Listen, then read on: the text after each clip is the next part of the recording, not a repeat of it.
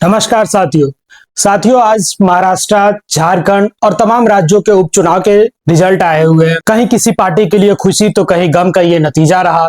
महाराष्ट्र में एनडीए गठबंधन के लिए खुशी का नतीजा रहा, तो झारखंड में इंडिया गठबंधन के लिए खुशी का नतीजा रहा। इस नतीजे के बाद तमाम तरह के राजनीतिक दल, राजनीतिक विश्लेषक, पत्रकार अलग अलग तरह से विश्लेषण करेंगे कि कहां किस पार्टी को किस वजह से जीत मिली, कहां किस पार्टी को किस वजह से हार मिली, वो अलग विषय है। लेकिन मुझे बहुत दुख के साथ कहना पड़ रहा है, हमारी एक पार्टी कांग्रेस पार्टी इस हार के बाद भी कोई विश्लेषण नहीं करेगी।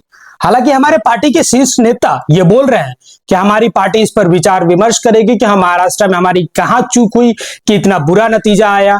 लेकिन मैं दावे के साथ कह सकता हूं, एक सच्चा कांग्रेसी कार्यकर्ता होने के नाते, कि हमारी पार्टी कोई विश्लेषण नहीं करेगी। क्योंकि अभी हाल फिलहाल में हमने हरियाणा का रिजल्ट देखा। हरियाणा में तमाम राजनीतिक दल, तमाम एग्जिट पोल, तमाम पत्रकार ये दावा कर रहे थे कि कांग्रेस जीत रही है। खुद भाजपा तक ये मान चुकी थी कि कांग्रेस जीत रही है, लेकिन फिर भी हमारी जीत नहीं हुई, फिर भी हम हारे।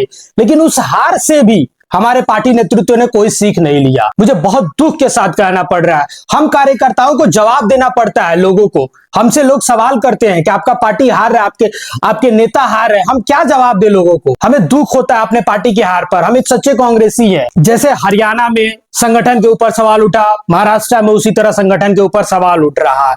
मैं बिहार से आता हूं, मैं बिहार की बात करूंगा, क्योंकि बिहार में भी आने वाले साल में विधानसभा के चुनाव है। और मुझे बहुत दुख के साथ कहना पड़ रहा है कि हमारे बिहार में संगठन नहीं है। हमारे प्रदेश अध्यक्ष कहां गायब रहते हैं, किसी को पता नहीं रहती है बिहार में। बिहार कांग्रेस का एक एक सच्चा कार्यकर्ता से पूछिएगा तो वो ये चाहता है कि बिहार कांग्रेस की कमान अखिलेश यादव के हाथ से ली जाए। लेकिन कोई पार्टी नेतृत्व इस पर फैसला नहीं कर रहा है। पिछले 1.5 सालों से कांग्रेस कार्यकर्ता चिल्ला रहे हैं, बोल रहे हैं, ट्विटर पर बोल रहे हैं, सोशल मीडिया पे बोल रहे हैं, जमीन पर बोल रहे हैं, पार्टी की मीटिंग में बोल रहे हैं कि अखिलेश प्रताप सिंह को हटाया जाए, एक कांग्रेसी कार्यकर्ता लाया जाए जो लड़ सके, भिड़ सके। कब तक हम राहुल गांधी के पीछे छुपेंगे? कब तक एक अकेला राहुल गांधी मेहनत करेगा? बहुत ही गिला शिकवा है अपने पार्टी से। लेकिन मैं उम्मीद करता हूं, एक बार फिर बहुत दिल से उम्मीद करता हूं कि पार्टी हाईकमांड इस हार से सीख लेगी और आने वाले विधानसभा चुनाव, चाहे वो दिल्ली का चुनाव हो, चाहे वो हमारे बिहार का चुनाव हो, उसमें बहुत सारा बदलाव की जरूरत है संगठन में। मैं दिल्ली के बारे में तो ज्यादा नहीं बोलूंगा, बट मैं बिहार से आता हूं और मैं हमारे बिहार में संगठन किस लेवल पर है ये बिहार का एक एक सच्चा कांग्रेसी कार्यकर्ता जानता है। इसके बदलाव की जरूरत है। पार्टी हाईकमांड से मेरी रिक्वेस्ट है कि संगठन में बदलाव लाया जाए। बिहार में संगठन महासचिव केसी वेणुगोपाल से दरखास्त है, राहुल गांधी के आगे पीछे करना छोड़िए। संगठन के आप महामंत्री है, संगठन पर ध्यान दीजिए, संगठन को खड़ा कीजिए। अगर आपसे नहीं होता तो आप पार्टी की पद छोड़िए।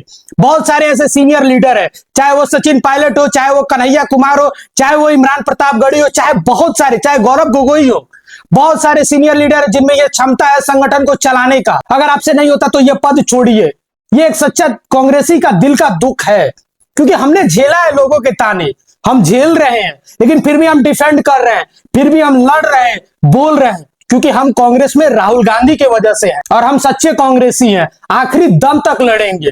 लेकिन जो कांग्रेस में स्लीपर सेल है, उन्हें अपने अंदर सोचने की जरूरत है कि पार्टी ने हमें इतना कुछ दे रहा है, फिर भी हम पार्टी के लिए क्या कर रहे हैं। कब तक हम गांधी फैमिली, कब तक राहुल गांधी, खड़गे जी, कब तक सोनिया गांधी, प्रियंका गांधी के पीछे हम छुपेंगे? उम्मीद है एक बार फिर से मैं रिक्वेस्ट करूंगा अपने पार्टी हाईकमांड से कि इस पर विचार विमर्श करे। दिल से निकला हुआ एक भावना, एक सच्चा कांग्रेसी होने के नाते मेरी ये दिल की भावना है। धन्यवाद।